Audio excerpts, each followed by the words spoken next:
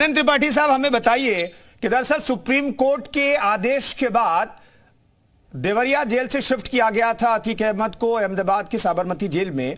मैं जानना चाहता हूं इस मामले में अपहरण के उमेश पाल के अपहरण के मामले में जब सजा का ऐलान हो जाएगा, और मैं मान लेता हूं, मैं ये कह रहा हूं कि ठीक है कोर्ट को तय करना है, कोर्ट दोषी करार देगी, कोर्ट जो फैसला देगी कितनी सजा मिले, लेकिन मैं ये मान के चलता हूं अगर दोषी करार दिया जाता है अतीक अहमद तो फिर उसे कहां रखा जाएगा? यहां प्रयागराज में रखा जाएगा, उत्तर प्रदेश की किसी जेल में रखा जाएगा, या फिर उसे दोबारा गुजरात की जेल में भेजा जाएगा?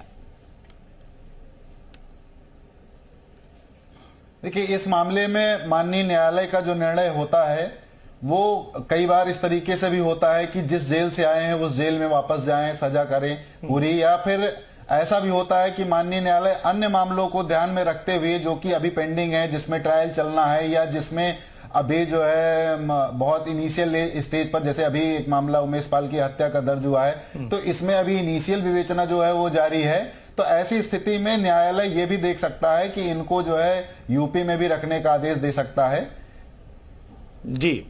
तो और यहां पर पूछताछ, और ये महत्वपूर्ण है कि देखिए सेलेक्टिव जस्टिस नहीं होना चाहिए।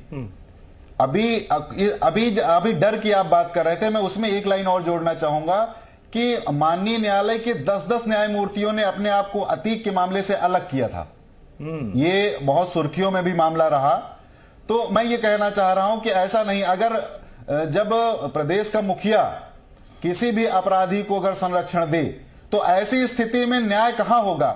1 साल बाद एफआईआर दर्ज होती है। आप सोचिए कि एक अभियुक्त तो एक आदमी को उठाया जाता है, उसको 3 दिन टॉर्चर किया जाता है, उसको किस तरीके से अपना बयान बदलने के लिए मजबूर किया जाता है, और उस पर आप समझिए कि प्रदेश की सरकार तक कोई एक्शन नहीं लेती, और 1 साल बाद जाकर के जब सत्ता परिवर्तन होता है उस समय एफआईआर दर्ज होती है। तो इसको हम कहीं ना कहीं सेलेक्टिव एक्शन जरूर बोलेंगे, और ये जरूर बोलेंगे कि डर का कुछ ना कुछ तो बोलबाला होता है। श्रीवास्तव साहब जवाब दीजिए। सेलेक्टिव जो पॉलिटिक्स की बात करते हैं, संरक्षण की बात करते हैं, शुरुआत तो आप लोगों की सरकार से हुई। मैं एक बात स्पष्ट कर देना चाहता हूं, हमारे मित्र भी एक अधिवक्ता है, मैं भी एक अधिवक्ता हूं। अगर किसी जगह से जस्टिस हम लोगों को नहीं मिलता है हमारे क्लाइंटों को, तो हम क्या करते हैं? माननीय न्यायालय के चरण में जाके 156(3) एप्लीकेशन डालते हैं कि नहीं डालते हैं? फिर कोर्ट पुलिस की आख्या मगमता की आहूत करता है कि नहीं करता है, और फिर उसके बाद हम बहस करते हैं, और प्रथम दृष्टया अगर मामला पता चलता है तो वो आदेश करता है, एफआईआर दर्ज होती है।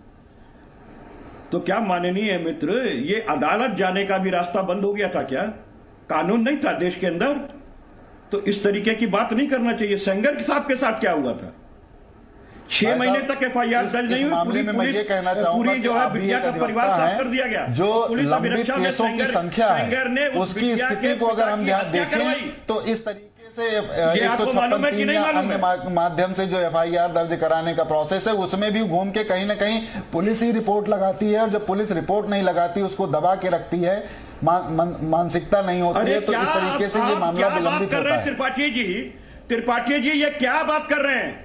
नहीं तो कपिश साहब, क्या सारे मामले, कपिश साहब आप ये कह रहे हैं, कपिश साहब आप ये कह रहे हैं कि सारे मामले अदालत के आदेशों पर दर्ज होने चाहिए? कपिश जी क्या आप ये कहने की कोशिश करें? कपिश साहब, कपिश साहब नजीर देता हूं। नहीं नजीर मत दीजिए, वक्त इन्होंने बात कही है, इस मसले पर बातचीत करने दीजिए मुझे। कपिश, मैं एक बात ये कह रहा हूं, मुझे आप सिर्फ एक बात बता दीजिए कि 156(3) से जो अलाउ होती है एफआईआर। नहीं कपिश जी मेरे सवाल का जवाब दीजिए ना कपिश साहब। है कि नहीं होता है? कपिश साहब वकील साहब का जवाब मत दीजिए। अरे सर ये कोर्ट रूम नहीं है, अरे सर ये कोर्ट रूम नहीं है। 156(3) में जो एफआईआर अलाउ श्रीवास्तव जी और त्रिपाठी जी, श्रीवास्तव साहब और त्रिपाठी साहब, ठीक है आप लोग दोनों अलग अलग पक्ष में खड़े हैं, लेकिन ये कोर्ट रूम नहीं है। आप एक दूसरे का सवाल जवाब मत कीजिए, मेरे सवाल का जवाब दे लीजिए। सर श्रीवास्तव साहब मैं ये जानना चाहता हूं, ठीक है कोर्ट से रास्ता है, कोर्ट के जरिए आदेश आ सकता है कि आप ये मामला दर्ज कीजिए, लेकिन क्या सारे मामलों को दर्ज करने के लिए अदालत आदेश देगी? अदालत के पास ही जाना पड़ेगा? श्रीवास्तव साहब क्या सारे मामले जो हैं, हाँ वेरी गुड, क्या सारे मामले 156(3) से ये लागू होते हैं किसी भी शासनकाल में? नहीं होते हैं। जिसकी ये बात कर रहा है मैं उसकी कह रहा हूं, और इनको खूब पता है कि अगर माननीय न्यायालय ने किसी साक्ष्य का परिशीलन करके संज्ञेय अपराध पाया है, तब 154 सीआरपीसी की एफआईआर के लिए आदेशित किया। और जब आदेश करता है माननीय कोर्ट, तो उसको निगरानी का पावर होता है विवेचना का। पूछ लीजिए इनसे होता है कि नहीं होता है। ठीक है, मोस्टली में 99.9% 156(3) में चार्जशीट लगती है। संजय चौधरी साहब, इस मामले को निपटाने में, इस मामले को अंजाम तक पहुंचाने, इनके अपहरण के मामले को अंजाम तक पहुंचाने में बहुत साल लग गए। 2006 में अपहरण किया गया और 2023 में हत्या भी हो गई उमेश पाल की। मैं जानना चाहता हूं, अगर पहले मामला दर्ज किया जाता, पुलिस दर्ज कर लेती, या फिर ठीक है कोर्ट के आदेश से, अगर मैं श्रीवास्तव जी की बात मान लूं, कोर्ट के आदेश से 2006 में ही मामला दर्ज कर लिया जाता, तो क्या फैसला जल्दी आ सकता था और ज्यादा साक्ष्य होते पुलिस के पास और उसको, माफिया को उसके अंजाम तक पहुंचाने में?